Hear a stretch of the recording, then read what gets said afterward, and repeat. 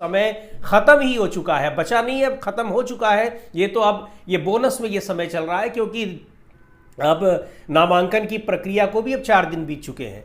तो इन सारी चीजों में को देखते हुए एनडीए में फूट के आसार पूरी तरीके से दिखाई पड़ रहे हैं।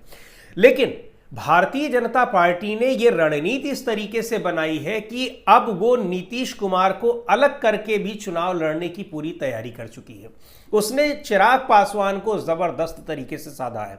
चिराग पासवान की कोशिश थी कि वो कम से कम 40 से 50 सीटों की बात हो रही थी, लेकिन अंदर खाने से यह खबरें थी कि चिराग पासवान 30 सीटों पर अपनी मजबूत दावेदारी ठोक रहे हैं।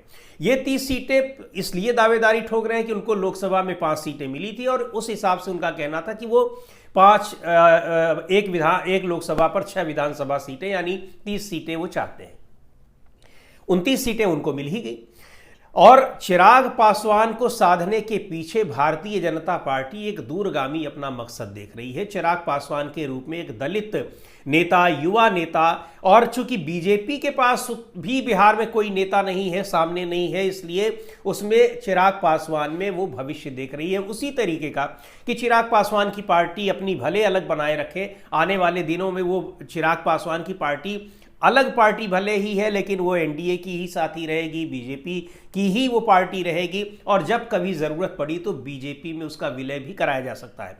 हालांकि ये कोशिशें अभी तक भी होती रहीं, लेकिन चिराग पासवान अभी तक उसके लिए तैयार नहीं हुए। लेकिन भारतीय जनता पार्टी अपना दूरगामी भविष्य देख कर चल रही है। खैर, चिराग पासवान तो पूरी तरीके से, और चिराग पासवान ने किस तरीके से बीजेपी को फायदा पहुंचाया है वो पिछले चुनाव से ही दिखाई पड़ा।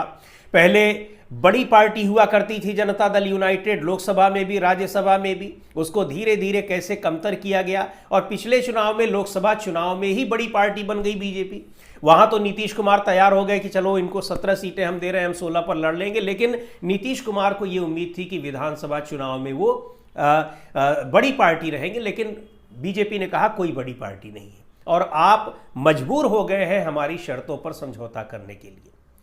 ये उम्मीद नहीं थी नीतीश कुमार की पार्टी के लोगों को, लेकिन ऐसा हो गया है। पर एक बात आपको और बता दें, नीतीश कुमार की पार्टी के भीतर भी अब ज्यादातर लोग ऐसे हैं जो या तो भारतीय जनता पार्टी से प्रेम रखते हैं या उधर उनका झुकाव है, या फिर बहुत सारे ऐसे हैं जो आरजेडी और कांग्रेस की ओर झुकाव रखते हैं।